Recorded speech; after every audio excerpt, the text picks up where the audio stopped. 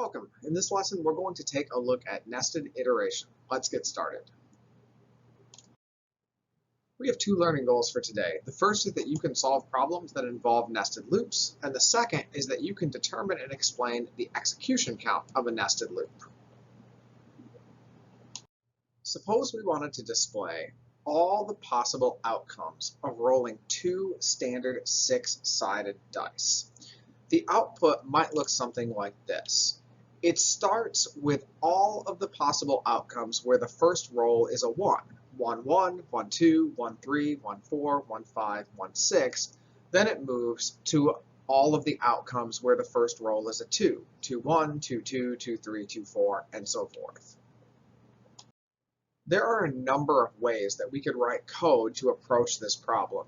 Perhaps the most intuitive one would be to write a whole bunch of print line statements where we basically have one print line for each possible outcome. Print line 1, 1, print line 1, 2, and so forth. While this approach may be intuitive and simple, it's also very long because we need a single print line statement for every outcome. So this is unacceptable, and a better option will be to use loops. Let's look at a for loop where we display all the possible outcomes where the first roll is a 1. So notice that inside the loop we do have a print line statement, but we only have one of them.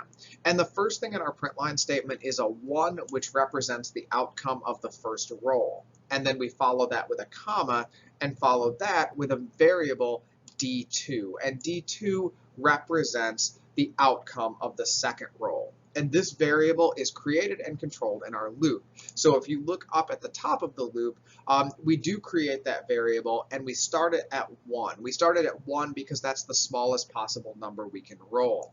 And then in the middle of the loop, we say that we want to repeat while that D2 variable is less than or equal to 6, and 6 represents the largest number we can roll. And finally, at the end of the loop, each time we want to count up by 1. So we will end up executing the print line statement 6 times, but each time the second outcome, the second roll, will increase by 1, and we'll end up with 1, 1, 1, 2, 1, 3, 1, 4, 1, 5, and finally 1, 6. The example we just did gave us all the possible outcomes when the first roll is a 1. But of course, we want the rest of them when the first roll is a 2 and a 3 and so on. So one option would be to copy and paste the loop, but change the first value. So we could start by print lining a 2 plus a comma plus D2, and then a 3 plus a comma plus D2, and so on. But again, this approach is too long. It's less work than writing 36 print line statements, but it would be even shorter to use a second loop. Here's the code that will do the job in the shortest way possible. And this leverages what's called nested iteration, which happens when you put one loop inside of another.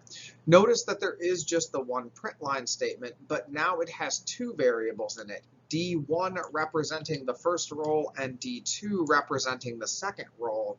And each of those variables is controlled by a for loop. Let's walk through this code step by step to see how it works. The very first line of code is our outer loop, and it starts out by creating a variable D1 and setting it equal to 1. We'll continue this loop as long as D1 is less than or equal to 6, and each time we loop, we will increase D1 by 1. And now the next line starts our inner loop. And our inner loop defines a variable called D2 and also sets it to 1.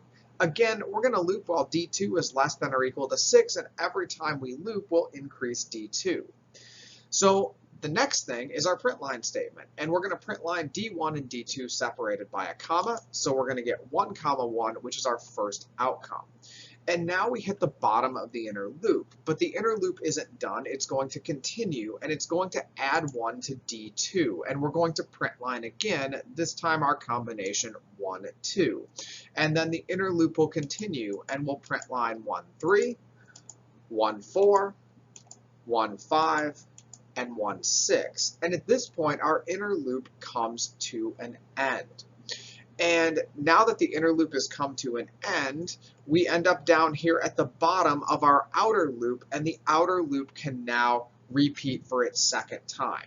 So D1 this time will increase to 2, and now we're going to start the inner loop all over again with D2 starting at 1. And we're going to print 2, 1, 2, 2, 2, 3, 2, 4, 2, 5, and 2, 6. And then the outer loop is going to go to 3 and 4 and 5. And basically, what's happening here is we're taking a loop and looping it. The inner loop is getting repeated 6 times. Let's take a look at another problem. Suppose I want to print a rectangle of stars, asterisks, with 3 rows and 5 columns. Here's our algorithm that will use nested loops. The outer loop is going to control the rows, and it's going to loop 3 times because I want to print 3 rows of stars. And then we'll have an inner loop that loops 5 times to print the 5 stars in each row. Here's the outer loop. Notice that it defines a variable row and starts at equal to 0. We're going to loop while row is less than 3 and row plus plus. So this will cover our 3 rows. Now we add the inner loop that has the print statement. Notice that this loop is designed to go 5 times, and each time we loop, we print another star, an asterisk. It's important, though, that we use a print statement and not a print line because we do not want every single star to be on a different line. And so if we look at the overall structure, the inner loop prints 5 stars, and we repeat that 3 times, so hopefully we will get 3 rows of 5 stars. If we run the code, we'll notice, however, that the output is not what we expect. Rather than getting a rectangle, we just get one long line of stars. And so it's important to ask, why is all the output on the same line? The reason all of our stars showed up on the same line is because of our print statement. And we needed a print statement because we wanted the stars to show up on the same line. However, we still need to go down to the next line sometimes. And we need to do that after we complete a row. And so what you can see is I've added an empty print line statement between my loops. So basically, row starts out at 0, and then my inner loop prints all of the stars for that first row, and then immediately after that loop is done, I use a print line statement to go to the next line, and then the whole process repeats. And you can see now the correct output is shown on the right side of your screen. Before we wrap up, we need to talk about execution count, which, given a nested loop, determines how many times the code inside runs. So to help understand this, let's take a look at our dice rolling problem from earlier.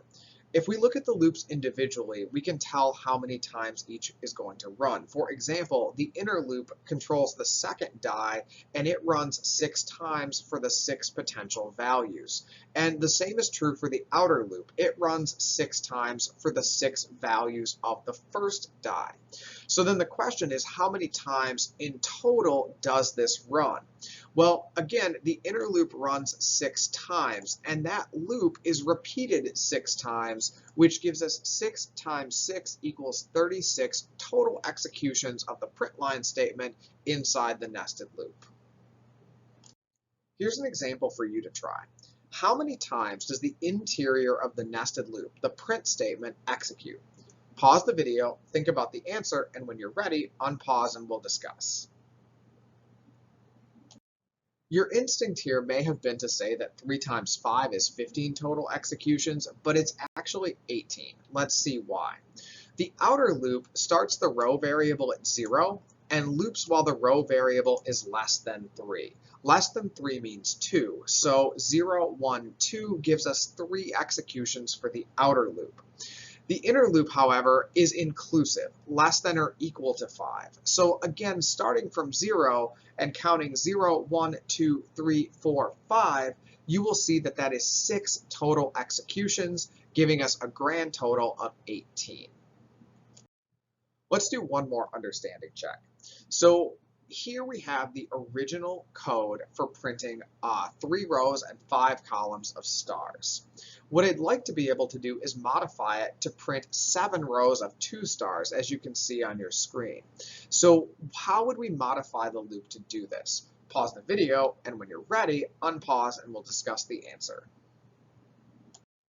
We know that our outer loop controls the number of rows. So if we want to go 7 rows, we can change our loop to say row is less than 7. And our inner loop controls the columns. So if we want 2 columns and we start column at 0, we are going to loop while column is less than 2. Now that you've watched this lesson, you should be able to solve problems that involve nested loops and also determine and explain the execution count of a nested loop.